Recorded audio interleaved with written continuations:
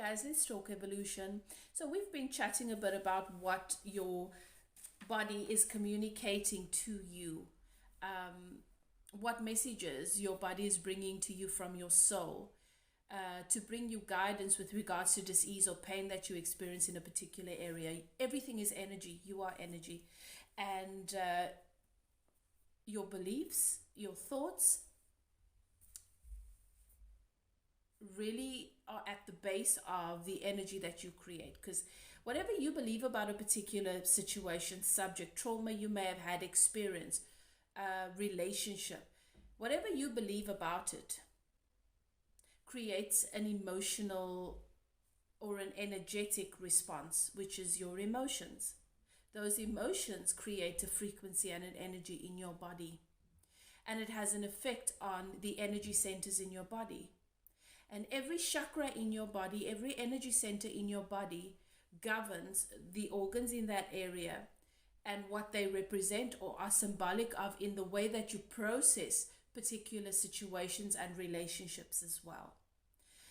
And a lot of the beliefs about ourselves and about those particular relationships are stagnant in the form of energy in those chakras, because we've experienced something, we just made a decision about what that means for us, what sort of value we're going to attach to it, whether it's positive or negative, and we carry that in our energy body.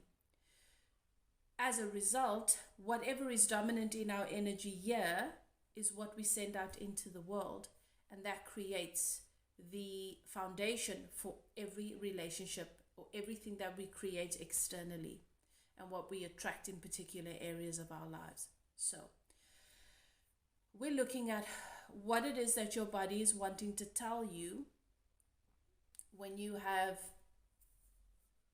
dis-ease, limited capacity, pain in the heart area, in the chest area. We're specifically looking at the heart. So it can show up as blood pressure issues, high or low, hypertension. It can show up as circulatory issues, just issues with your circulation. It can show up as shortness of breath and just feeling tired, feeling exhausted, feeling that you don't have the energy that you usually had to get through your day. And your attention keeps being brought to the heart. Okay. What is it that your body, what is the message that your body is wanting to bring you in the heart chakra that will help you answer some of the questions you have at the moment where you might be experiencing blockages or hindrance? What is it that your soul wants you to be aware of that you need to adjust or release? So when we look at the heart chakra, it usually, the heart is on the left-hand side, and as I've said in previous videos, if you've watched those, the left-hand side represents our past, our childhood. It is also associated with the energy of our ancestors and those who have come before us. So therefore, you could say, it's genetic. My blood pressure is genetic. Yes, you have a predisposition to holding on to toxic energy, belief systems that do not serve you in the best possible way in the heart chakra. You process the negative things that happen in a very personal way. You take it so personally that it saddens you and it's heartbreaking. When something doesn't go the way that you believe it should have, it really breaks your heart. And because we're looking at the left-hand side, we are looking at a childhood heartbreak where you experience heartbreak or rejection from someone, or abandonment. Most of the time it is abandonment, but it could be rejection from a loved one, particularly mom, very early on in life. So perhaps mom wasn't able to be there for you in the way that you needed. Perhaps someone else, another family member, had to take care of you. Perhaps mom was there but wasn't really emotionally present in the way that you needed. And you experienced a shattering of the heart very early, symbolically speaking, of course, very early in your life. realizing that, or but coming to a realization or a belief that it is because you are not worthy of love or of unconditional love, that you are not enough in some way. That's why you've been robbed of this fundamental core relationship, or feeling the way that you believe you should have in the relationship. Now, fast forwarding into the now. How this affects you is when life doesn't turn out the way that you want, you have a tendency or a predisposition towards depression, because you wrestle with it. You wrestle with it in your head, you wrestle with it in your heart. You carry the weight of that disappointment with you. You don't leave it, you release it, you don't let it go. Seeing it for what it is would really benefit you to see that this is just contrast. Just because this hasn't worked out in exactly the way that I thought it would in my head doesn't mean that it's not working out for the best.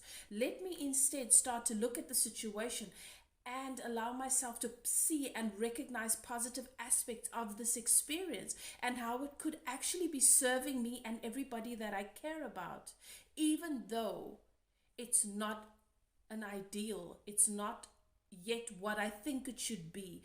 In my accepting what it is, and that source is at the base of the source, has my back, source has your back, and everybody involved is really loved by the universe. So everything must be working out for us, even though it is not happening in the way that I believe it should. This will really help you to start to shift into appreciating your contrast, managing your contrast, that it doesn't completely bulldoze your steamroll over your life experience, because you become so attached to the resentment as opposed to allowing for the flow of that the contrast brings in your expansion in that relationship or in that situation. So issues with the heart, they're associated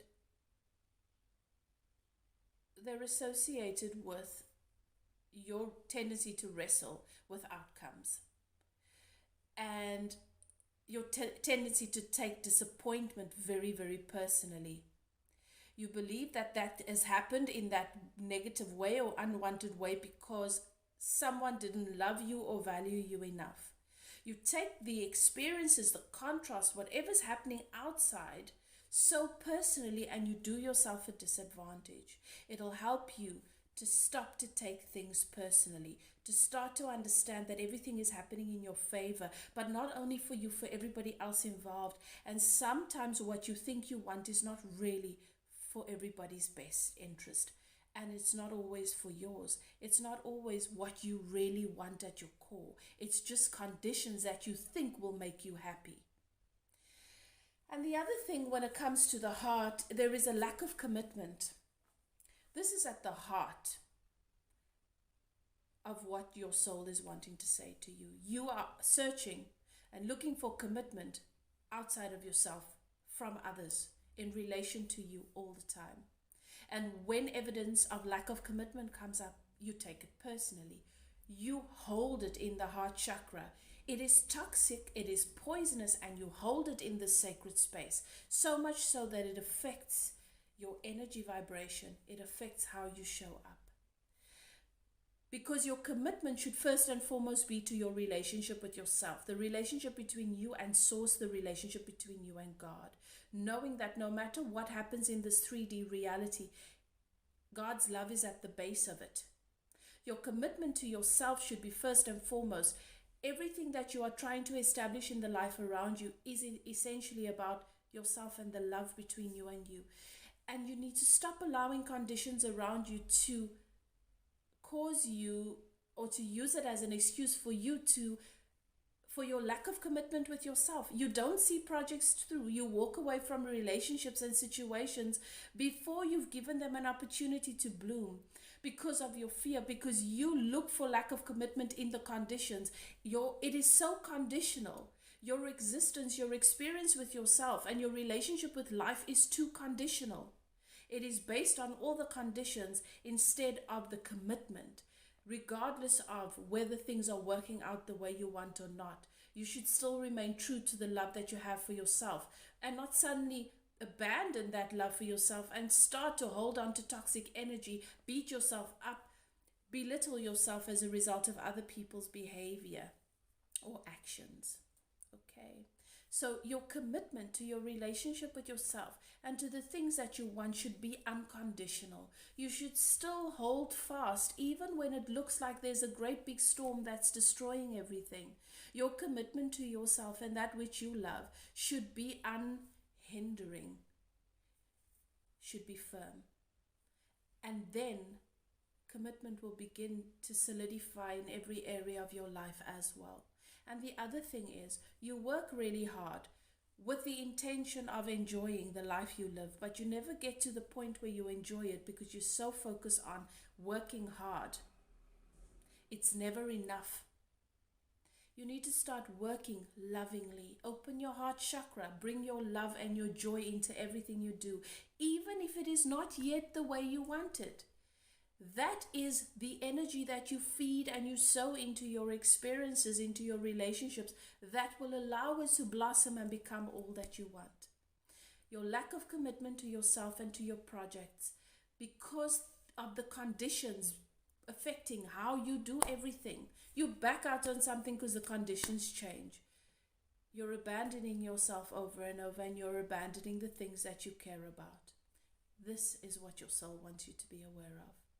Love and light. I'll see you guys next time.